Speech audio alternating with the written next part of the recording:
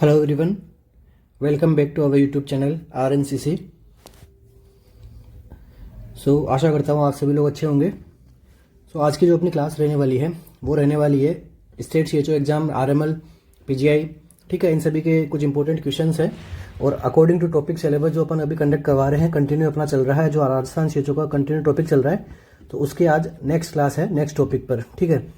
Topic अभी हम बता देंगे। उसको टॉपिक पे जाने से पहले मैं आप सभी को बता देना चाहता हूँ कि जो हम टेस्ट सीरीज वगैरह कंडक्ट करवा रहे हैं, डेली बेसिस की टेस्ट सीरीज चल रही है, जो स्टेट CHO, RML और ये अपने PGI चंडीगढ़ और अपकमिंग जो 23 नोट सेट है उसके रिगार्डिंग भी हम टेस्ट सीरीज यहाँ पे कंडक्ट करवा रहे हैं। जो हमारी टेस्ट सीरीज मिलेगी आपको हमारे ऑफिशियल प्लेटफॉर्म पे, जो है RNCC का जो ऑफिशियल ऐप है, वहाँ पे आपको एकदम अफोर्डेबल प्राइस के अंदर आपको जो है वो टेस्ट सीरीज हम कंडक्ट करवा रहे हैं। सो आप उसको भी बाय करके अपनी जो प्रिपरेशन है उसको और अच्छी आप कर सकते हैं। शुरू करते हैं आज की अपनी क्लास को। आज का अपना जो टॉपिक रहेगा वो है, टॉपिक क्या है आज का अपना? टॉपिक है अपना आज का एसेंशियल केयर ऑफ न्यूबॉर्न, ठीक है। न्यूबॉर्न की जो ड्यूरिंग बर्थ न्यूबॉर्न की जो एसेंशियल केयर होती है, सो उन केयर के ऊपर जो भी आपके क्वेश्चंस पुट ऑन होते हैं, ठीक है, वो आज का अपना जो क्या रहेगा टॉपिक रहने वाला है। काफ़ी इंपॉर्टेंट टॉपिक है पीडियाट्रिक के अपने जो भाग से। और साथ साथ में ये जो टॉपिक्स है, ये टॉपिक्स आपको एम्स जैसे एग्जाम्स के अंदर, PGI जैसे एग्जाम्स के अंदर भी काफ़ी पूछते हैं इन टॉपिक्स में से। इसी टॉपिक्स के कुछ क्वेश्चंस हैं वो अपन आज सोल्व करेंगे। फर्स्ट क्वेश्चन है अपना,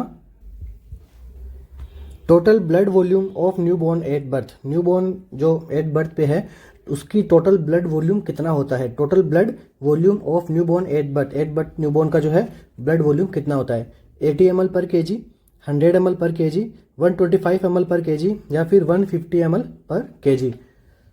एट बर्थ पे न्यूबॉर्न के अंदर जो उसका ब्लड वॉल्यूम कितना होता है?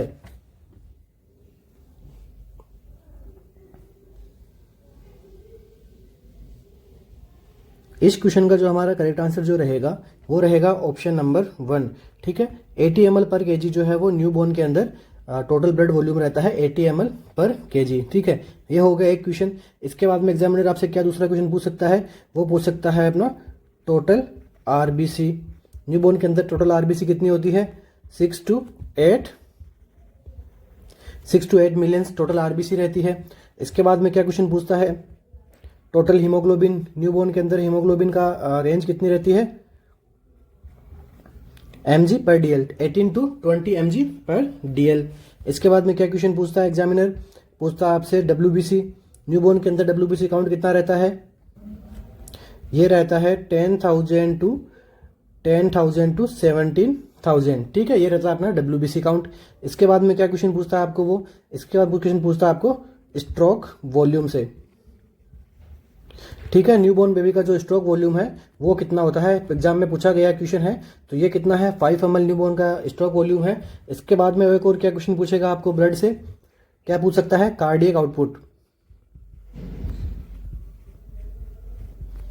कि न्यूबॉर्न बेबी का कार्डियक आउटपुट कितना रहता है? तो कार्डियक आउटपुट बराबर stroke volume into heart rate बोल दो या फिर पल्स रेट बोल दो, ठीक है। तो इसका कितना स्ट्रोक वॉल्यूम कितना है? 5।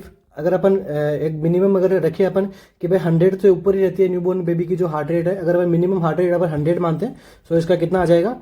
500 ml, ठीक है। 500 ml पर मिनट, ठीक है। ये क्या रहता है अपना कार्डियक आउटपुट रहता है, ठीक है। Stroke volume into heart rate, ठीक है। आज का अपना जो फर्स्ट क्वेश्चन है उसका करेक्ट आंसर क्या रहेगा? 80 ml पर kg। अब इसके बाद में आपसे क्या क्वेश्चन पूछ सकता है उसको बाद में अपन सोल्व कर लेते हैं। इसके अलावा एक क्वेश्चन और पूछते हैं, वो है capillary refill time. Newborn baby के अंदर कैपिलरी रिफिल टाइम जो है वो कितना होता है? कैपिलरी रिफिल टाइम मतलब क्या हो गया? इसका मीनिंग क्या हो गया इस लाइन का? इसका मतलब होता है टू असेस नॉर्मल परफ्यूजन, ठीक है। नॉर्मल जो परफ्यूजन है उसको असेस करने के लिए अपन क्या करते हैं? कैपिलरी रिफिल टाइम अपन चेक करते हैं। इससे क्या क्वेश्चन बनता है वो एग्जाम के अंदर पूछते हैं कि न्यूबॉर्न के अंदर अगर आपको कैपिलरी रिफिल टाइम चेक करना है तो आप कहाँ असेस करोगे? तो ये अपन असेस करते हैं स्टेरनम से। ये अपन कहाँ असेस करते हैं? स्टेरनम से करते हैं। 5 सेकंड के अंदर इसको अपन पता लगा लेते हैं, ठीक है। 5 सेकंड के लिए अपन क्या करेंगे? प्रेशर रखते हैं इसके ऊपर, प्रेशर हटाते हैं तो कितने टाइम के अंदर वापस ये वहाँ पे परफ्यूजन हो जाता है, ठीक है। ब्लड सप्लाई वहाँ पे कितने टाइम तक वापस वो हो जाता है। एडल्ट में अपन कहाँ से चेक करते हैं कैपिलरी रिफिल टाइम? एडल्ट में अपन चेक करते हैं नेल बेड से, ठीक है। जो नेल बेड रहता है अपना, नेल्स रहते हैं, वहाँ से अपन क्या करते हैं, कैपिलरी रिफिल टाइम को अपन असेस करते हैं। सो ये ब्लड के रिगार्डिंग कुछ इंपॉर्टेंट क्वेश्चन है जो सीएचओ के एग्जाम के अंदर आपको देखने को मिल सकते हैं। सो आज का नेक्स्ट क्वेश्चन अपना,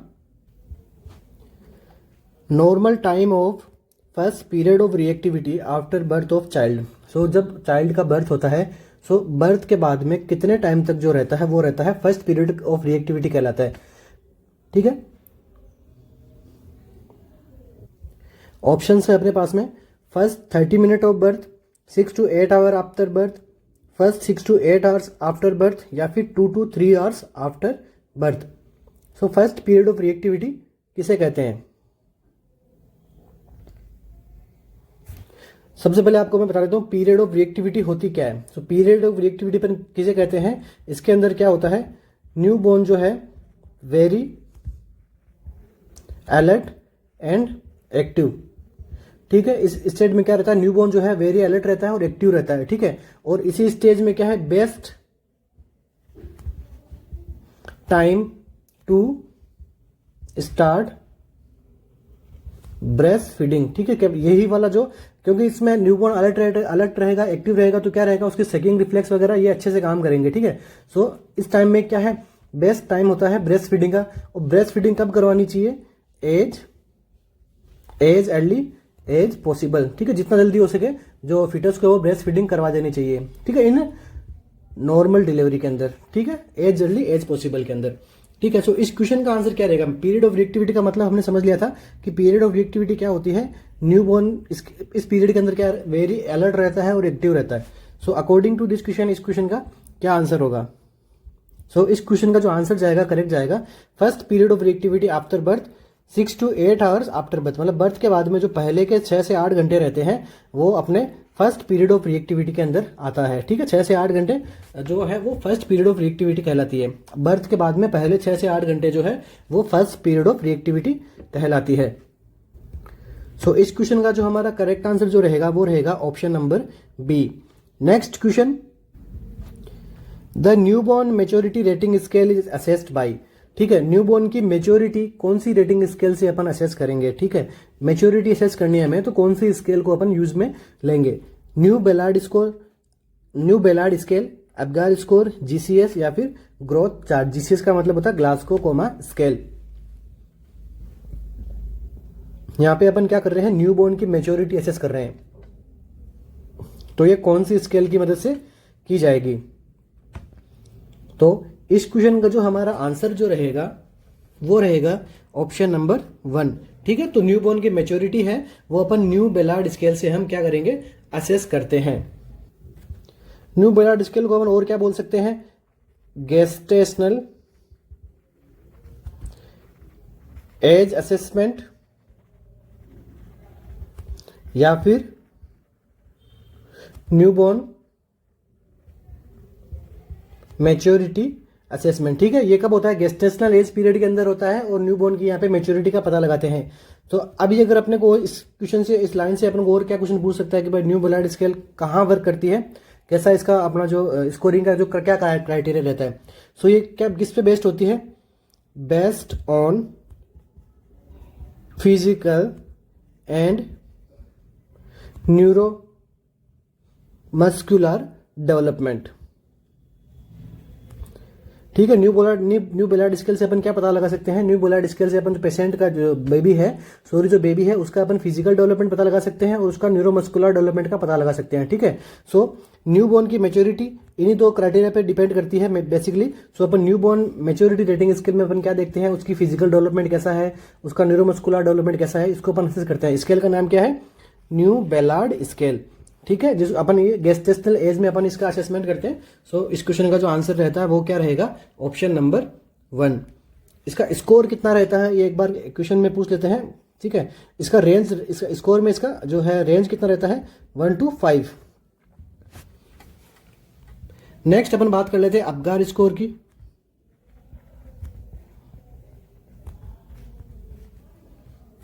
सो अबगार स्कोर किसने दिया था, ये सबसे पहले क्वेश्चन बनता है, इससे एग्जाम में पूछते हैं। सो ये डिस्क्राइब किया था वर्जीनिया हैंडरसन ने, ठीक है। अबगार स्कोर जो वर्जीनिया हैंडरसन ने दिया था, और कब दिया था, तो ये दिया था 1952 के अंदर जो है अबगार स्कोर को यहाँ पे प्रोवाइड करवाया गया था। अभी क्या क्वेश्चन बन सकता है अबगार से कि इसके अंदर स्कोर क्या रहता है। अबगार स्कोर अंदर अपन कितना स्कोर देते हैं, मिनिमम स्कोर रखते हैं इसका 0, मैक्सिमम इसका स्कोर होता है कितना 10। 5 इसके क्राइटेरिया होते हैं, minimum score 0 and maximum score 10। अब अपन बात कर लेते हैं इसके क्राइटेरिया की। सो अबगार स्कोर के अंदर अपन क्या देखते हैं, APGAR। साथ साथ में आप नोट्स भी बनाते रहिएगा ताकि आपको आगे रिवीजन करने में काफ़ी ज़्यादा आसानी रहेगी, ठीक है। आपको ये पूरा वीडियो नहीं देखना पड़ेगा, आप जल्दी से आप नोट्स भी अपना प्रिपेयर करके उनको रीड आउट करोगे तो आपका ज़्यादा मेमोराइज होगी ये चीज़, ठीक है। सो ए से अपन क्या देखते हैं, एक्टिविटी। P से अपन क्या देखते हैं, पल्स। G से अपन क्या देखते हैं, ग्रीमेस या फिर बोल दो रिफ्लेक्स। A से अगेन अपन क्या देखते हैं, अपीयरेंस। एंड R से अपन क्या देखते हैं, रेस्पिरेशन, ठीक है। यहाँ पे रेस्पिरेशन अपन रेट नहीं देखते हैं, ठीक है। यहाँ पे क्या देखते हैं, एफर्ट, ठीक है। एग्जाम के अंदर काफी बार एक क्वेश्चन पूछते हैं कि भाई कौन सा अबगार स्कोर के अंदर कौन सा क्राइटेरिया है वो एस्टैब्लिश नहीं रहता है, तो उसके अंदर एग्जामिनर क्या देता है, रेस्पिरेटरी रेट देता है, जो आपको जिपमेर के एग्जाम के अंदर क्वेश्चन में भी पूछा गया था, जो मैंने आपको पहले के प्रीवियस क्लासेस के अंदर सोल्व करवाया ये क्वेश्चन, ठीक है। सो अब इसके क्राइटेरिया के अंदर अपन स्कोर देते हैं 0, 1 एंड 2 पॉइंट्स, ठीक है। अभी अपन समझ लेते हैं भाई कैसे स्कोरिंग होती है इसकी, ठीक है। तो एक्टिविटी अगर एब्सेंट है, बेबी के अंदर किसी प्रकार की एक्टिविटी नहीं, तो 0 स्कोर दे देंगे। एक एब्सेंट के बाद में अपना जो है, अगर वो यहां पे फ्लेक्स कर रहा है किसकी, आर्म्स एंड लेग्स को, ठीक है, ओनली फ्लेक्स कर रहा है, तो यहाँ पे उसको अपन 1 स्कोर दे देंगे। और उसकी अगर एक्टिविटी एक्टिव है, लाइक वो फ्लेक्शन भी कर रहा है, एक्सटेंशन भी कर रहा है अपने हाथों पैरों को, तो यहाँ पे उसकी एक्टिविटी अच्छी है, तो उसको अपने क्या स्कोर दे दिया, 2 स्कोर दे दिया, ठीक है। इस प्रकार अपन क्या करते हैं, स्कोरिंग करते हैं हर चीज की। अब अगर आता था पल्स, 0 कब देंगे, अगेन इसमें अगर एब्सेंट रहेगी तो अपन 0 दे देंगे। बिलो 100 बीट पर मिनट रहेगी तो 1 नंबर दे देंगे इसको। एंड मोर देन 100 जो है वो रहनी चाहिए बेबी की हार्ट बीट, सो अपन हार्ट बीट, तो यहाँ पे क्या दे देंगे अपन, 2 स्कोर दे देंगे उसको। अब अगर ग्रीमेस, रिफ्लेक्स अगर फ्लोपी है, फ्लोपी मतलब एकदम स्लाइटली रिफ्लेक्स आ रहे हैं या फिर एकदम ना के बराबर उसको रिफ्लेक्स आ रहे हैं, तो अपन क्या करेंगे, उसको 0 मतलब मिनिमल स्कोर आ रहे हैं, रिफ्लेक्सेज है उसकी मिनिमल, तो अपन क्या देंगे उसको 0 स्कोर दे देंगे। इसके बाद में इसके अंदर क्या देंगे, मिनिमम रेस्पॉन्स। अगर वो तो अपन को थोड़ा बहुत उसको हिला डुला रहे तो वो मिनिमम रेस्पॉन्स कर रहा है उसके बाद में, तो यहाँ पे उसको 1 स्कोर दे देंगे, ठीक है। और इसके बाद में अपन यहाँ पे जो यहाँ पे भी क्या है बच्चा, एक्टिवली जो रिफ्लेक्स अपने प्रोवाइड करवा रहा है, मतलब स्नीजिंग, कफिंग, जो यहाँ पे है बेबी को ये कंडीशन हो रही है, मीन्स नॉर्मली होती है जब अपन बेबी जो आफ्टर बर्थ, नॉर्मली बेबी के अंदर ये चीज देखने को मिलती है, जब अपन लंग्स एक्सपेंशन वगैरह होता है तो प्रॉपर अब उसको रेस्पिरेशन शुरुआती में ये चीजें देखने को मिलती है, ठीक है। सो अगर रिफ्लेक्स यहाँ पे फ्लेसिड है मतलब, या फिर एकदम रिफ्लेक्स नहीं है, यहाँ पे 0 दे देंगे। मिनिमम रिफ्लेक्स होंगे तो यहाँ पे क्या देंगे अपन, 1 नंबर स्कोर दे देंगे। तो इस प्रकार अपन क्या करते हैं, स्कोरिंग करते हैं।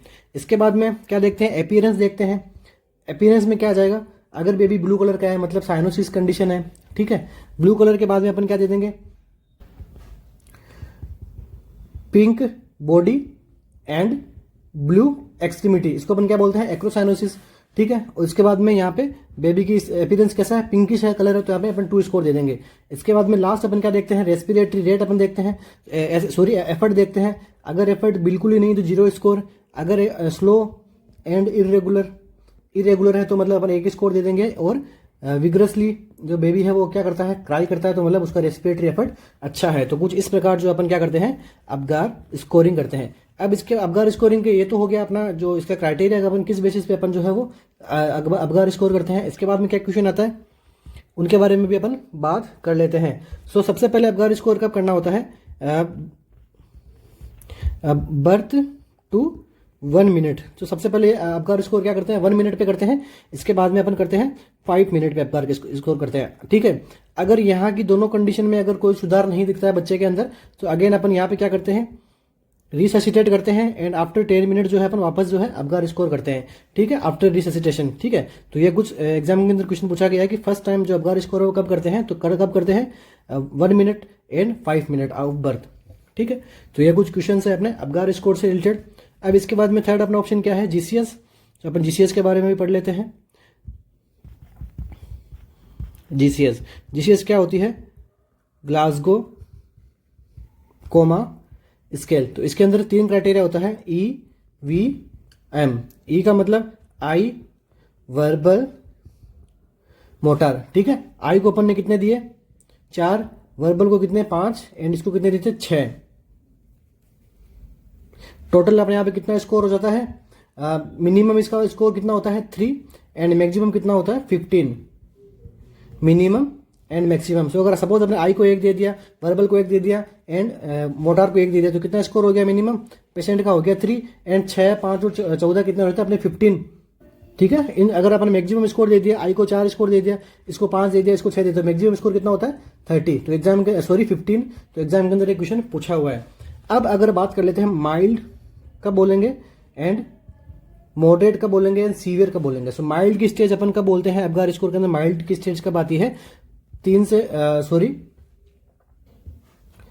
13 टू लेके 15 तक क्या रहता है, माइल्ड रहता है।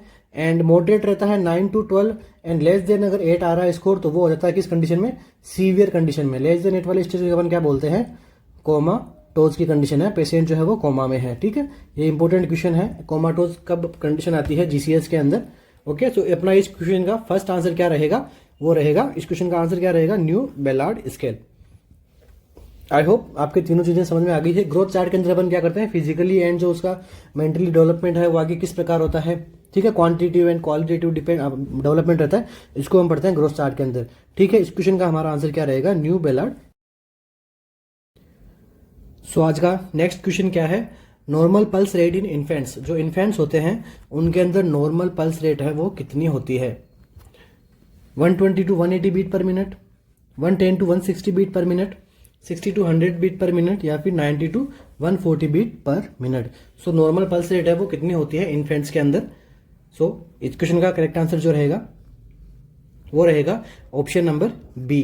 ठीक है, तो 110 to 160 बीट पर मिनट जो है वो नॉर्मल नॉर्मल पल्स रेट जो है वो रहती है। अगर इसका भी आपको रेंज में पूछ ले तो ये कितना हो सकता है, 120 to 160 बीट पर मिनट। ठीक है, तो इस क्वेश्चन का हमारा आंसर क्या रहेगा, इस क्वेश्चन का आंसर हमारा करेक्ट आंसर जो रहेगा वो रहेगा 110 to 160 beat per minute. So move on करते हैं आज के अपने नेक्स्ट क्वेश्चन पे। Normally newborn loss of birth weight in first week of life. So first जब आफ्टर बर्थ न्यूबॉर्न के अंदर जब फर्स्ट वीक ऑफ लाइफ में रहता है, वो 1 वीक का रहता है, तब उसमें कितना प्रतिशत जो है वो ब्लड लॉस हमें वेट लॉस जो है हमें देखने को मिलता है। क्वेश्चन में क्या पूछा गया, normal weight loss during first week of life, 1%, 5%, 10% या फिर 20%।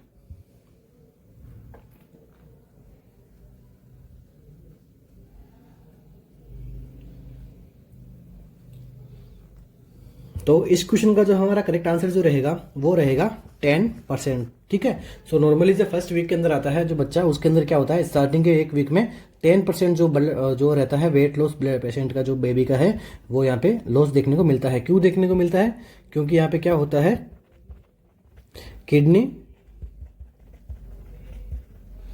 यहाँ पे प्रॉपर तरीके से मेच्योर नहीं रहती है, जिससे क्या होगा, इंक्रीज यूरिन आउटपुट यहाँ पे क्या बढ़ जाएगा बेबी का। इसी के साथ ही क्या देखने को मिलता है, जो मेकोनियम भी पास करता है बच्चा, इससे वजह से वेट लॉस होता है। और साथ के अंदर उसके जो बॉडी वॉश भी अपन करते हैं, लाइक उसके जो लेन्यूगो वगैरह रहता है, ठीक है, एमनियोटिक फ्लूइड वगैरह बच्चे के ऊपर लगा रहता है, तो उसको भी अपन यहाँ पे हटा देते हैं, नहला देते हैं। तो ये भी थोड़ा बहुत अमाउंट अपना वेट के अंदर कॉन्ट्रीब्यूट करता है। ठीक है, उसने मेकोनियम वगैरह इनगल्फ किया है तो उसको भी अपन बाहर, वो भी उसके अंदर वो बाहर निकलता है, तो ये सब चीज़ें मैटर करती है। बट मेनली क्या रहता है, किडनी उसकी इमेच्योर रहती है, किडनी प्रॉपर मेच्योर नहीं रहती है, तो प्रॉपर जो है यूरिन का रिटेंशन वो यहाँ पे बॉडी के अंदर नहीं होता है। जितना यूरिन बनता है उतना ही बॉडी के अंदर जो पास आउट होता है, मतलब ज़्यादा यूरिन बनता है और ज़्यादा ही यहाँ पे एक्सक्रिएट हो जाता है, जिसकी वजह से अपने क्या देखने को मिलता है, वेट लॉस देखने को मिलता है विद इन फर्स्ट वीक में। और ये वेट लॉस वापस रिजोल्व कब हो जाता है, ये हो जाता है 10 to 15 डेज के अंदर ये वापस जो है वेट गेन जो है वो बेबी का हो जाता है। ठीक है, सो इस क्वेश्चन का हमारा आंसर क्या रहेगा, हमारा आंसर इस क्वेश्चन में रहेगा question C, option number C, 10%। Next question, when does the umbilical cord in a neonate eventually dry and fall off. ठीक है, जो नियोनेट के अंदर जो अम्बिलिकल कॉर्ड का जो पार्ट बचा हुआ रहता है वो इवेंचुअली ड्राई कब होता है और कब उसका फॉल आउट होता है, ये कब देखने को मिलता है, ये क्वेश्चन में पूछा गया है। सो 9 to 12 days, 3 to 5 days, 5 to 8 days या फिर आफ्टर 12 डेज। सो एमनियोटिक जो अम्बिलिकल जो कॉर्ड रहती है उसका यहाँ पे जो ड्राई होके वो कब अपना फॉल हो जाता है, एमनियोटिक कॉर्ड अम्बिलिकल कॉर्ड का। इस क्वेश्चन का करेक्ट आंसर क्या होगा?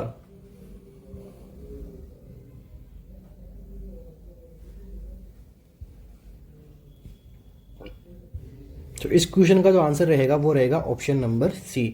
ठीक है, तो 5 to 8 डेज के अंदर जो है वो अम्बिलिकल कॉर्ड जो है वो ड्राई होके उसका फॉल आउट हो जाता है। अब क्वेश्चन में क्या बनता है कि जब तक ये ड्राई एंड फॉल आउट नहीं होता है तब तक क्या रिस्पॉन्सिबिलिटी रहती है, तब तक क्या रिस्पॉन्सिबिलिटी, इससे क्वेश्चन आता है तो इसको क्या करना है, प्रिवेंट फ्रॉम इन्फेक्शन।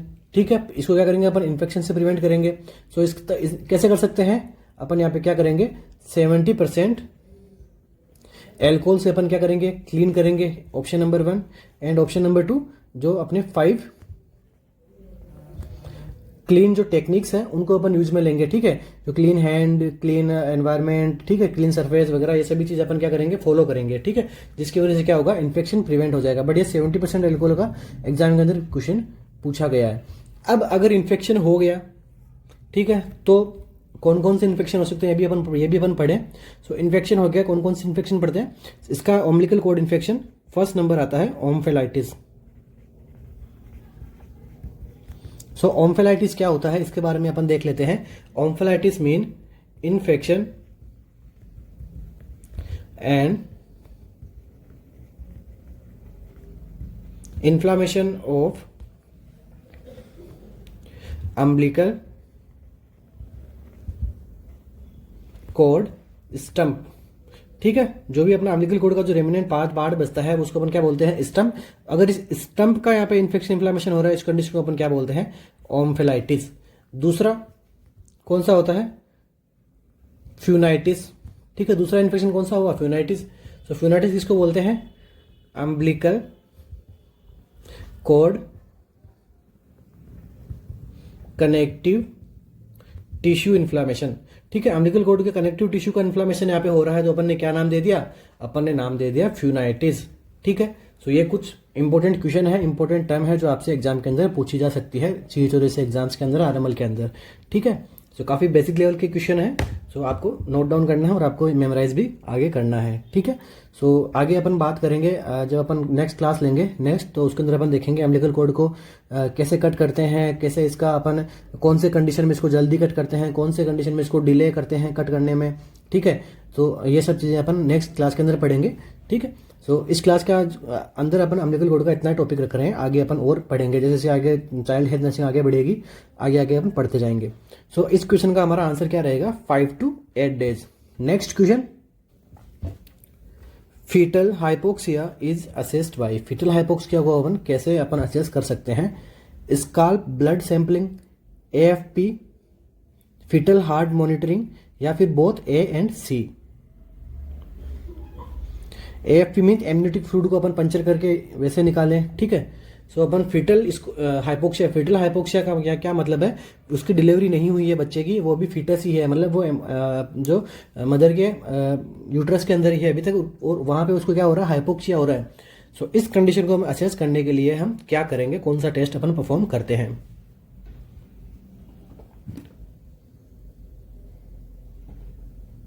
तो इस क्वेश्चन का हमारा जो राइट आंसर रहेगा वो रहेगा ऑप्शन नंबर डी। ठीक है, अपन यहाँ पे क्या कर सकते हैं, अपन यहाँ पे फीटल स्काल्प ब्लड सैंपलिंग भी कर सकते हैं, साथ साथ में फीटल हार्ट रेट को भी अपन मॉनिटर कर सकते हैं। कैसे देखने को मिलेगी, इंक्रीज देखने को मिलेगी। क्यों देखने को मिलेगी, क्योंकि यहाँ पे क्या हो रहा है, डिस्ट्रेस की कंडीशन यहाँ पे हो रही है। ठीक है, फीटल डिस्ट्रेस होता है तो यहाँ पे हार्ट रेट जो है वो फीटस की बड़ी हुई देखने को मिलती है। और यहाँ पे अपन क्या करते हैं, यहाँ पे अपन जो बेबी के अंदर जो हेड रहता है, हेड के अंदर जो इंट्रा यूटेराइन अपन जाके जो यूट्रस के थ्रू जाके अपन वेजाइना के थ्रू जाके वहाँ पे अपन क्या करते हैं, स्काल्प से अपन सैंपल लेते हैं ब्लड का। तो ये कौन सी प्रोसेस हो गई, स्काल्प ब्लड सैंपलिंग। तो हमारा इस क्वेश्चन का जो आंसर रहेगा वो क्या रहने वाला है, वो रहने वाला है both A and C. Next question आज का, apnea can be prevented by. Apnea को अपन कैसे प्रिवेंट कर सकते हैं। सबसे पहले आपको जानना है कि एपनिया क्या होता है। ठीक है, एपनिया का मतलब होता है सीजेशन ऑफ ब्रीथिंग। ठीक है, ब्रीथिंग का रुक जाना क्या कहलाता है, एपनिया कहलाता है। ऑप्शन में क्या अपने पास में, stimulating the baby, maintain the airway, ventilating the baby, या फिर all of the above. Apnoea के अंदर हम क्या क्या कर सकते हैं, कैसे हम एपनिया को प्रिवेंट कर सकते हैं। इस क्वेश्चन का हमारा करेक्ट आंसर जो रहेगा वो होगा ऑल ऑफ द अबव। ठीक है, ऑल ऑफ द अबव। इस अपन बेबी को, अगर बेबी यहाँ पर प्रॉपर अपन रेस्पॉन्स नहीं दे रहा तो बेबी को अपन बैक स्लैप करके अपन बेबी को स्टिमुलेट कर सकते हैं। उसका जो एयरवे के अंदर किसी प्रकार का ऑब्स्ट्रक्शन है तो उसको अपन यहाँ पे रिमूव कर सकते हैं। उसको प्रॉपर उसको क्या कर सकते हैं, वेंटिलेशन प्रोवाइड करवा सकते हैं। वेंटिलेशन बेबी को कैसे प्रोवाइड करेंगे, या तो माउथ टू माउथ करवा सकते हैं, या फिर एग्जाम के अंदर क्वेश्चन पूछा जाता है बैग मास्क वेंटिलेशन जो अपन बेबी को प्रोवाइड करवा के अपन कर सकते हैं। मेंटेन द एयरवे, एयरवे का मेंटेन अपन कैसे कर सकते हैं, सक्शन करके। सक्शन अपन फर्स्ट किसका सक्शन करते हैं, फर्स्ट सक्शन करते हैं अपने माउथ का, एंड सेक्शन सेकंड करते हैं अपना नोज का। ठीक है, सक्शनिंग करके अपन कर सकते हैं, स्टिमुलेट कर सकते हैं बेबी को। इस क्वेश्चन का हमारा आंसर क्या रहेगा, all of the above. Next question आज का अपना, one of the cause of ophthalmic neonatorum. जब बेबी का बर्थ होता है तो उसकी डिलीवरी अपने को होती है कैसे, वेजाइनल। अगर उसकी डिलीवरी हो रही है तो यहाँ पे रिस्क होता है कि उसको ऑप्थेल्मिक नियोनेट्रम की जो कंडीशन है वो यहाँ पे जनरेट हो सकती है बेबी के अंदर। ठीक है, ये कैसे होता है, कैसे, इसका कोज क्या रहता है, HIV infection, chlamydia infection, rubella infection, या फिर गोनोरियल इन्फेक्शन। सबसे पहले जानना है कि ऑप्थेल्मिक नियोनेट्रम का कोजेटिव एजेंट क्या होता है। ठीक है, इसका कोजेटिव एजेंट अब क्या हो सकता है, इसका जो कोजेटिव एजेंट क्या होता है वो होगा हमारा option number D, gonorrhoeal infection. Means जो नाइसीरिया गोनोरिया जो है वो यहाँ पे क्या, ऑप्थेल्मिक नियोनेट्रम की जो कंडीशन है उसको अराइज करता है बच्चों के अंदर। यहाँ पे इसको प्रिवेंट करने के लिए हम क्या कर सकते हैं। ठीक है, इसी के सिमिलर ये हो गया अपना ऑप्थेल्मिक नियोनेट्रम।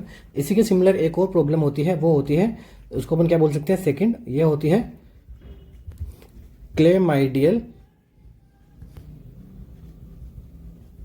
कंजक्टिवाइटिस। ठीक है, क्लेमाइडियल कंजक्टिवाइटिस का पॉजिटिव एजेंट क्या होगा, वो होगा हमारा option number B, chlamydial trachomatis. Chlamydial trachomatis. ठीक है, तो ये दोनों क्वेश्चन एग्जाम के अंदर पूछे जा चुके हैं। ठीक है, तो यहाँ पे ये कुछ दो पॉजिटिव एजेंट हैं जो इसके अंदर यहाँ पे रिस्पॉन्सिबल रहते हैं। अब अगर एग्जामिनर आपको पूछ ले कि इनका जो अपन ट्रीटमेंट में अपन क्या देंगे, इनका ट्रीटमेंट, ट्रीटमेंट के अंदर में क्या देंगे अपन, बेसिकली बात है एंटीबायोटिक जो थेरेपी है वो अपन चलाएंगे। इनके लिए अपन क्या एंटीबायोटिक रखेंगे यूज के अंदर, सबसे पहले अपन रखेंगे इरिथ्रोमाइसिन। कितनी रखेंगे, 0.5% इरिथ्रोमाइसिन रखेंगे। ठीक है, यही अपन क्या करते हैं, मोस्ट कॉमन यूज में लेते हैं। इसके बाद में सेकंड कौन सा आएगा, वो आएगा टेट्रासाइक्लिन। टेट्रासाइक्लिन कितनी रखेंगे, 2% टेट्रासाइक्लिन का यूज करते हैं, जो क्या करेगी, गोनोरियल इन्फेक्शन के लिए यहाँ पे इंपॉर्टेंट रहती है टेट्रासाइक्लिन। ठीक है, अब प्रीवियस जो अपन पढ़ते थे उसके अंदर क्या आता था, सिल्वर नाइट्रेट। प्रीवियस एग्जाम के अंदर पूछते सिल्वर नाइट्रेट का यूज करते हैं, but silver nitrate also can cause chlamydial infection, क्योंकि ये क्या करती है, क्लेमाइडिया जो कंजक्टिवा के लिए क्या रहती है, इरिटेटिंग कॉज करती है। तो आजकल जो है अपन सिल्वर नाइट्रेट को अपन यूज में नहीं लेते हैं। क्या मोस्ट कॉमन यूज में लेते हैं, एरिथ्रोमाइसिन यूज में लेते हैं, टेट्रासाइक्लिन को अपन क्या करते हैं, यूज में लेते हैं। ठीक है, अपना इस क्वेश्चन का आंसर क्या रहेगा, one of the cause of ophthalmic neonatorum, इसके लिए गोनोरियल इन्फेक्शन है। पॉजिटिव एजेंट क्या रहेगा अपना, नाइसीरिया गोनोरिया। ठीक है, एंड क्लेमाइडियल कंजक्टिवाइटिस। हमें अगर आप ये कंजक्टिवाइटिस का पूछते हैं ना, क्लेमाइडियल कंजक्टिवाइटिस के अंदर अपन क्या अपन करेक्ट करते हैं, इसके अंदर क्लेमाइडियल कंजक्टिवाइटिस के अंदर अपन करेक्ट करते हैं क्लेमाइडिया इन्फेक्शन, जो क्या है, क्लेमाइडियल ट्रैकोमेटिस। नियोनेट्रम कोज कर रहा है, कौन कर रहा है, Neisseria gonorrhoea. Okay, I hope आपके अच्छे से अगर डाउट कन्फ्यूजन यहाँ पे क्लियर हुआ हो। नेक्स्ट क्वेश्चन पे अपन चलते हैं आज के। फेलियर टू थ्राइव मीन्स एक टर्म है फेलियर टू थ्राइव, इसका मतलब क्या है ये हमसे पूछा गया है। Child is unable to drink liquid, child is unable to walk, rate of weight gain is sluggish, rate of length gain is sluggish. So failure to thrive का क्या मतलब होता है ये अपने से क्वेश्चन में पूछा गया है। सो इस क्वेश्चन का करेक्ट आंसर क्या रहेगा?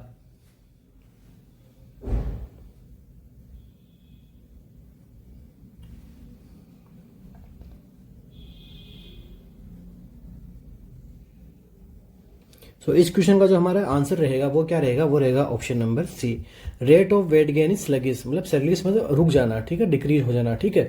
सो फेलियर टू थ्राइव मीन्स जो बेबी का जो वेट है वो यहाँ पे वेट गेन है वो कम हो जाना या रुक जाना, ठीक है। उसकी वेट गेन की प्रोसेस यहाँ पे स्लगिश हो जाती है, धीरे हो जाती है, ठीक है। इसको अपन क्या बोलते हैं? Failure to thrive. Next question आज का, a child is born with a diabetic mother can have. एक डायबिटिक मदर है, सो उसके चाइल्ड बर्थ हुआ है तो उस बच्चे में क्या कंडीशन अराइज हो सकती है? हाइपरग्लाइसीमिया, हाइपरथायरेमिया, हाइपरथायरेमिया, हाइपोग्लाइसीमिया या फिर हाइपरलिपिडेमिया। जो डायबिटिक मदर है उसका बेबी बर्थ हुआ है तो उसके अंदर बच्चे के अंदर क्या कंडीशन अराइज हो सकती है? हाइपरग्लाइसीमिया, हाइपोग्लाइसीमिया, हाइपरथायरेमिया एंड हाइपरथर्मिया या फिर हाइपरलिपिडेमिया। क्या अपना जो ऑप्शन है वो यहाँ पे क्या करेक्ट होगा?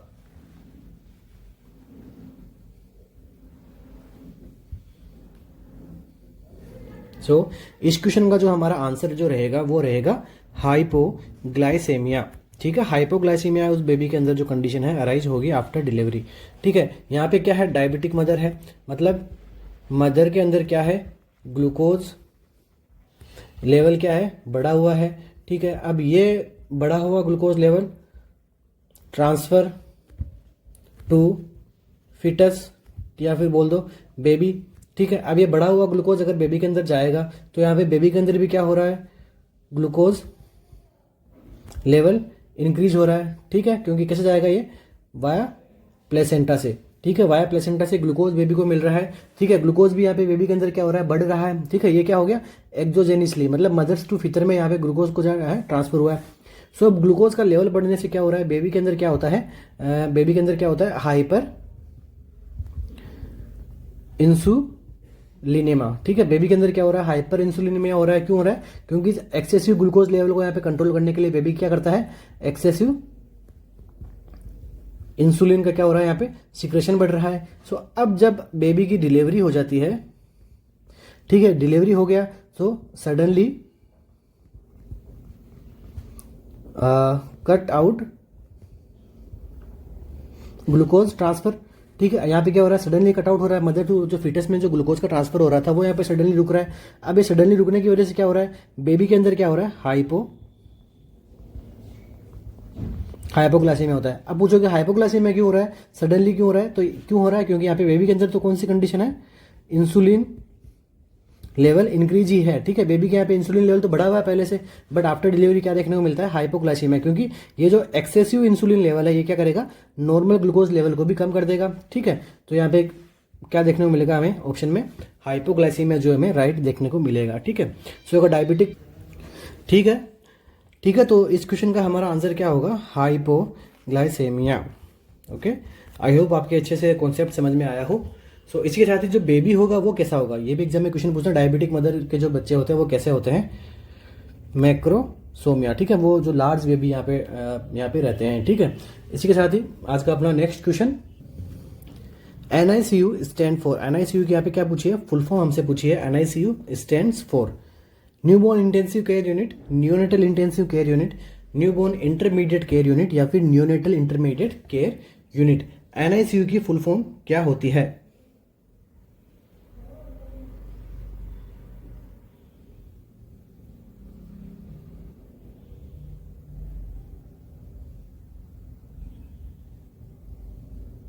सो NICU की स्टैंड फुल फॉर्म क्या होती है?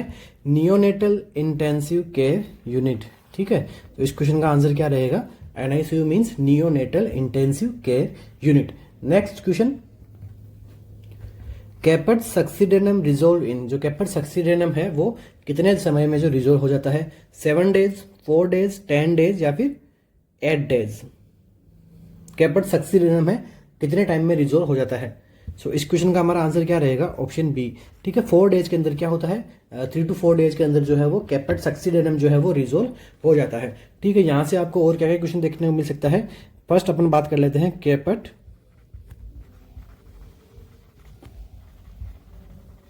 सक्सीडेनम, इधर अपन बात कर लेते हैं अपन सिफेल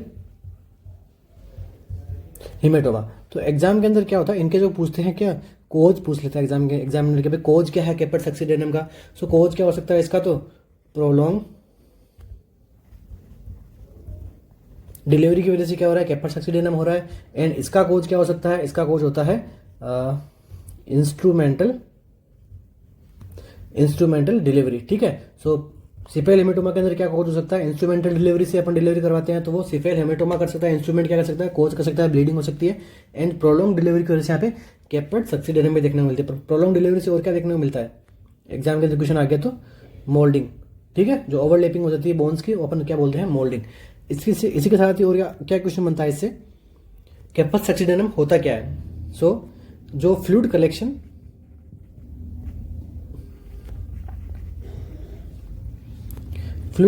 क्रॉस सूचर लाइन। ठीक है, जो सूचर लाइन को जो फ्लूइड कलेक्शन यहाँ पे क्रॉस कर देता है उसको अपन क्या बोलते हैं, कैपेट सक्सीडेनम। और यहाँ पे जो सिफेल हिमेटोमा है इसके अंदर क्या होता है, सब पेरियोस्टल जो है वो ब्लीडिंग देखने को मिलती है। ठीक है, सो ये कब होती है, ये अपने को कब, इसका जो फिजिकली अपन कब पता लगेगा भाई पेशेंट के अंदर कैपेट जो सिफेल हिमेटोमा हुआ, ये इसकी कंडीशन कब अराइज होती है, ये होती है आफ्टर 24 आवर्स ऑफ डिलीवरी। ठीक है, आफ्टर 24 आवर्स ऑफ डिलीवरी है अपन सिफेल हिमेटोमा का पता लगता है। और ये विदिन अब पता लग जाता है अपन। और कैपेट सक्सीडेनम कब अपीयर हो जाता है, फर्स्ट डे में यहाँ पे हमें स्काल्प के अंदर जो है वो स्वेलिंग देखने को मिल सकती है। ठीक है, सो ये कुछ क्वेश्चंस है जो हमारे कैपेट सक्सीडेनम और कैपेट सिफेल हिमेटोमा जो 2 कंडीशंस होती है, सो इनके अंदर हम देखने को मिलता है। सो इस क्वेश्चन का आंसर क्या रहेगा, 4 डेज। नेक्स्ट क्वेश्चन, अच्छा एक और बात कि जो सिफेल हेमेटोमा के अंदर जो स्वेलिंग आती है वो नॉट क्रॉस सूचर लाइन। ठीक है, जो ब्लीडिंग हुई है यहाँ पे तो सूचर लाइन को क्रॉस नहीं करती, सूचर लाइन के अंदर रहती है, जबकि ये यहाँ पे सूचर लाइन को क्रॉस कर जाती है। Next question, at a time of neonatal resuscitation adrenaline is used in dilution of. ठीक है, जब न्यूनेटल रिससिटेशन की कंडीशन अराइज होती है, जब अपन न्यूबॉर्न बच्चे को रिससिटेट करते हैं तो एड्रिनलिन अपन उसको लगाते हैं। ठीक है, तो इसका डायल्यूशन क्या है, अपन किस प्रकार के जो है एड्रिनलिन को अपन डायल्यूट करके अपन जो न्यूबॉर्न जो न्यूनेट है उसके अंदर हम रिससिटेशन के अंदर अपन काम में लेते हैं। 1:10, 1:100, 1:1000 या फिर 1:10,000। सो कौन से रेशियो के अंदर जो है वो एड्रिनलिन को जो डायल्यूट करना होता है, क्या रहेगा इसका करेक्ट आंसर। काफी अच्छा क्वेश्चन है, एग्जाम के अंदर पूछा गया है। ये सारे क्वेश्चन जो मैं आपको बता रहा हूँ सारे किसी ना किसी सीएचओ एग्जाम के अंदर, किसी ना किसी पीजीआई एग्जाम के अंदर आपको ये क्वेश्चन मिले हुए हैं। ठीक है, सारे प्रीवियस एग्जाम के अंदर पूछे गए क्वेश्चन है, उन्हीं को अपन सोल्व करवाते हैं यहाँ पे, और उन्हीं क्वेश्चन के टॉपिक को हम सोल्व करवाते हैं क्योंकि ये मोस्ट वेटेज बनाते हैं एग्जाम के क्राइटेरिया के अकॉर्डिंग। ठीक है, सो इस क्वेश्चन का जो हमारा करेक्ट आंसर जो रहेगा वो रहने वाला है ऑप्शन नंबर डी। ठीक है, जब न्यूबॉर्न के अंदर एड्रेनलिन का यूज होता है तो उसको अपन किस प्रकार डायल्यूट करते हैं, 1:10,000 के अपन जो रेशियो के अंदर इसको क्या करते हैं, डायल्यूट करते हैं। सो न्यूनेटल रिससिटेशन अपन ने किया पेशेंट के अंदर। ठीक है, न्यूबॉर्न जो न्यूनेट है उसके अंदर अपन ने रिससिटेट किया। अब इसके बाद में एड्रेनलिन का अपन यूज कब करते हैं, ठीक है, कब लगाएंगे अपन एड्रेनलिन, कब लगाएंगे, जब उसकी जो हार्ट रेट है वो कब आएगी, लेस देन 60 अगर हार्ट रेट आएगी तब अपन क्या करते हैं, एड्रेनलिन को अपन यूज में लेते हैं। एडीआर को जो अपन क्या करते हैं, यूज में लेते हैं। क्या रेशियो रहेगा, 1:10,000 क्या रहेगा इसका रेशियो रहेगा। अब एग्जामिनर इससे और अच्छा क्वेश्चन बनता है, क्या क्वेश्चन बनेगा, इसका क्या पूछता है, रूट पूछ लेता है एग्जामिनर की। भाई यहाँ पे तो क्यों कंफ्यूज हो सकते हैं यहाँ पे, तो इस यहाँ पे रूट अलग होगा, यहाँ पे क्या रूट होगा, यहाँ पे रूट होगा इंट्रा अम्बलाइकल वेन, या फिर अपन बात कर सकते हैं वाया एम्बलाइकल वेन से जो है अपन डायरेक्ट एडीआर को जो है अपन न्यूनेट के अंदर ड्यूरिंग रिससिटेशन के अंदर काम में ले सकते हैं। ठीक है, ये कुछ अच्छा क्वेश्चन बनता है, यहाँ से एग्जामिनर पूछ सकता है आपसे। सो इस क्वेश्चन का हमारा आंसर जो रहेगा वो क्या रहेगा, ऑप्शन नंबर डी। ठीक है, अम्बलिकल वेन से अपन डायरेक्ट एडीआर को अपन 1:10,000 के रेट के अंदर दे सकते हैं। कब देंगे ये भी क्वेश्चन में आ सकता है, लेस देन जब 60 हार्ट बीट हो जाती है बच्चे की, तब अपन इसको यूज करते हैं एड्रेनलिन को। Next question, While applying suction for excessive secretion in newborn baby, which part need to be suctioned first? सबसे जब अपन सक्शनिंग करते हैं तो बेसिक क्वेश्चन है, जब अपन सक्शनिंग करते हैं तो फर्स्ट किसका सक्शन करना चाहिए, ठीक है. Which part need to be suction first? Mouth, not, there is no order based upon the amount of secretion. तो ये किस पे डिपेंड होता है? ये अमाउंट ऑफ सिक्रेशन पे डिपेंड नहीं होता है, इसका एक ऑर्डर होता है. सबसे पहले अपन नोज को नहीं करते हैं, सबसे पहले अपन किसका सेक्शन करते हैं? सबसे पहले अपन सेक्शन करते हैं माउथ का, ठीक है. सबसे पहले माउथ का सेक्शन करते हैं, वो भी कैसे करते हैं? रोटेटिंग मैनर में करते हैं. ड्यूरिंग इंसर्शन, जब सक्शन कैथेटर अंदर डालते हैं तब सक्शनिंग अपन नहीं करते हैं. जब उसको वापस अपन निकालते हैं तब रोटेटिंग मैनर के अंदर जो है वो सक्शन करना है. जब डालेंगे तब सक्शन जो है ऑफ रहना चाहिए, जब उसको निकालेंगे तब सक्शनिंग जो है ऑन रह के अपन सक्शन अपन जो है करते हैं, परफॉर्म करते हैं. सबसे पहले किसका करते हैं? माउथ का करते हैं. सो इस क्वेश्चन का आंसर क्या रहेगा? Mouth, option number A. Next question, What of the following statement is correct about breast milk? So breast milk का कौन सा स्टेटमेंट है वो करेक्ट है एकदम. Hind milk is rich of protein, fat in breast milk and rich of iron. Cholesterol must be discarded. Hind milk is rich in fat and more energy. तो सबसे पहला इसको आपको क्या नेग्लेक्ट करना है? ऑप्शन नंबर सी को नेग्लेक्ट करना है, क्योंकि कोलेस्ट्रॉल को जो है वो कभी भी डिस्कार्ड नहीं करते हैं अपन. कोलेस्ट्रॉल में तो एक ऐसा होता है जो बेबी के अंदर इम्यूनिटी बनाता है, ठीक है, तो ये तो काफ़ी इंपॉर्टेंट होता है. Fat in breast milk and rich of iron, तो ये भी ब्रेस्ट मिल्क का इंपॉर्टेंट जो स्टेटमेंट करेक्ट नहीं है. Hind milk is rich in protein, ये भी यहाँ पे स्टेटमेंट गलत है. तो अपना स्टेटमेंट कौन सा राइट होता है? Hind milk rich in fat. So hind milk जो रहता है उसके अंदर फैट रहता है, ज़्यादा रहता है, एनर्जी ज़्यादा रहती है. सो अभी आपको हिंड मिल्क के अंदर आप कंफ्यूज हो रहे होंगे, तो इसको भी अपन सोल्व कर लेते हैं. ब्रेस्ट मिल्क के दो यहाँ पे टाइप रहते हैं, ठीक है. ब्रेस्ट मिल्क तो एक ही रहता है, बट उसकी जो एक्सक्रीशन है उसके अंदर दो तरह का ब्रेस्ट मिल्क सिक्रेशन होता है. एक होता है वो होता है फोर मिल्क, दूसरा होता है हाइंड मिल्क, ठीक है. Four milk and hind milk. So four milk क्या काम करता है और हिंड मिल्क क्या काम करता है, इसके बारे में अपन पढ़ेंगे. सो फोर मिल्क का सबसे पहला काम क्या है? सारे क्वेश्चन एग्जाम के अंदर पूछे गए हैं और आगे पूछे जा सकते हैं. सो जो बेबी के जो फोर मिल्क, सबसे पहले जो बेबी सकिंग स्टार्ट करता है सबसे पहले क्या आएगा? फोर मिल्क आएगा. उसके बाद में जो पीछे क्या आएगा? हिंड मिल्क आएगा, ठीक है. सो हिंड मिल्क हिडन, मतलब ये फोर मिल्क के हिडन है. फोर मिल्क के बाद में आएगा, फोर मिल्क के पीछे छिपा हुआ है, तो मतलब हाइंड मिल्क बोल सकते हैं या फिर हिंड मिल्क, जैसा आपका प्रोनाउंसिएशन है इसका, ठीक है. सो फोर मिल्क क्या होता है? फोर मिल्क क्या करता है? सप्रेस थ्रस्ट, क्योंकि ये क्या रहता है? थिन रहता है, ठीक है. सप्रेस थ्रस्ट, तो बेबी की जो थ्रस्ट है, ठीक है, तो ये क्या करता है? थ्रस्ट को यहां पे क्या करता है? कंट्रोल करता है, ठीक है. Suppress thrust. एंड जो अपना जो हाइंड मिल्क है ये क्या करेगा? ये करेगा सप्रेस हंगर. जो बेबी की जो भूख है उसको यहाँ पे क्या कर देगा? सप्रेस कर देगा. इसके बाद में क्या क्वेश्चन बन सकता है? ये इसके अंदर फोर मिल्क के अंदर क्या हाई रहता है? इसके अंदर लैक्टोज एंड प्रोटीन, ठीक है. यहाँ पे क्या हाई रहता है? लैक्टोज एंड प्रोटीन हाई रहता है, जबकि यहाँ पे क्या हाई रहता है? हाई फैट एंड कैलोरीज, ठीक है. सो यहाँ पे क्या रहता है? हाई फैट एंड कैलोरी रहता है, तो इस वजह से ज़्यादा मात्रा में यहाँ पे फैट पाई जाती है. कैलोरी मीन्स एनर्जी, तो यहाँ पे इस मिल्क से बच्चे को क्या मिलती है? एनर्जी मिलती है. इसके बाद में थर्ड और लास्ट अपना क्या देखने को मिलता है? ये क्या रहता है? थिन रहता है एंड वाइटिस रहता है, स्लाइटली ये वाइटिस रहता है. इसके कंपेरिजन में ये क्या रहता है? अपना थिक एंड क्रीमी रहता है एंड येलोविश रहता है स्लाइटली, ठीक है. यहाँ पे येलोविश है. तो ये कुछ मेन इनका जो अपन डिवाइड कर सकते हैं इन क्राइटेरियाज के ऊपर. सो ये कुछ अपना जो आज का टॉपिक है ब्रेस्ट मिल्क का. इसके साथ ही एक कुछ क्वेश्चन मैं आपको और बता देता हूँ इसके स्टोरेज से. अगर अपन रूम टेम्परेचर पे अपन इसको स्टोर करते हैं ब्रेस्ट मिल्क को, तो कब तक कर सकते हैं? रूम टेम्परेचर अपन कर सकते हैं 4 आवर्स के ऊपर. टेम्परेचर कितना रहना चाहिए? ये भी एग्जाम के अंदर क्वेश्चन आता है. तो टेम्परेचर 77 बोल दो, 77 डिग्री फ़ारेनहाइट या फिर 25 डिग्री सेंटीग्रेड पे ये क्या कर सकता है? 4 आवर तक ये खराब नहीं होता है, स्टोर करके अपन रख सकते हैं. इसके बाद में ऑप्शन में आता है रेफ्रिजरेटर. रेफ्रिजरेटर में कब तक रख सकते हैं? रेफ्रिजरेटर में अपन रख सकते हैं 4 डेज तक. इसके अंदर क्या टेम्परेचर रहता है? 14 डिग्री फ़ारेनहाइट या फिर 4 डिग्री सेल्सियस। देखो यहाँ पे भी एक क्वेश्चन बन रहा है कि 4 डिग्री सेल्सियस को जब आप कन्वर्ट करोगे कैसे फ़ारेनहाइट में तो कितना बनेगा 14 डिग्री फ़ारेनहाइट, ठीक है। और नेक्स्ट इसको अपन ने क्या कर दिया, फ्रीजिंग कर दिया, ठीक है। फ्रीजर के अंदर अगर अपन इसको रख रहे हैं तो ये कब तक रहेगा अपना 6 मंथ तक जो है वो ये स्टोर करके अपन रख सकते हैं। और इसका टेम्परेचर कितना होना चाहिए, -18 डिग्री फ़ारेनहाइट या फिर 0 डिग्री फ़ारेनहाइट या फिर सेल्सियस, ठीक है। तो इसको 0 डिग्री फ़ारेनहाइट या फिर -18 डिग्री सेल्सियस पे अपन रखेंगे तो ये क्या हो जाएगा 6 मंथ तक ये स्टोर रख सकते हैं। तो ये आज की अपनी क्लास को अपन यहीं कंप्लीट करते हैं। तो आज की क्लास में अपन ने क्या पढ़ा, एसेंशियल केयर ऑफ न्यूबॉर्न पढ़ा है कि न्यूबॉर्न की जब बर्थ होती है तो उसको अपन उस टाइम पे क्या केयर चाहिए होती है। सो उन केयर से रिलेटेड जो भी क्वेश्चन बने अपने को आपने वो अपन ने समझ लिए, साथ साथ में एडिशनल जो टॉपिक्स रहते हैं वो भी अपन ने सोल्व आउट करने का काम किया है। अगर आपको क्लास अच्छी लगती है तो प्लीज़ आप लाइक शेयर एंड सब्सक्राइब जरूर कीजिए। साथ साथ में आपको जो क्लास के रिगार्डिंग कुछ भी आपको डाउट्स हो सो वो भी हम यहाँ पे क्या करेंगे, आप कमेंट में कमेंट कर सकते हैं कमेंट बॉक्स में। तो हम वहाँ पे आपका डाउट जो है वो सोल्व करने की कोशिश करेंगे।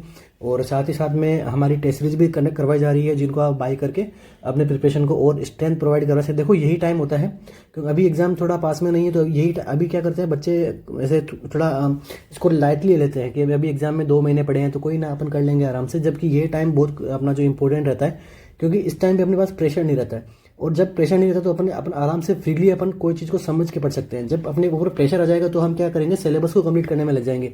हाँ अभी तो ये भी पढ़ना बाकी है, ये भी पढ़ना बाकी, तो ये टाइम बेस्ट रहता है अपनी टेस्ट सीरीज को देने का और साथ साथ में अपना जो टॉपिक है उसको कंप्लीट करने का, ठीक है। अब लास्ट टाइम जो रहेगा उसमें तो केवल आपको रिवीजन करना है और टेस्ट सीरीज देना है, जबकि टॉपिक कंप्लीट कहाँ कब कौन से टाइम पे होते हैं, इस टाइम पे होते हैं, ठीक है। सो क्लास में बने रहने के लिए thank you, wish you all the best. So next class के अंदर भी आगे हम इसका टॉपिक कंटिन्यू करेंगे। Thank you so much.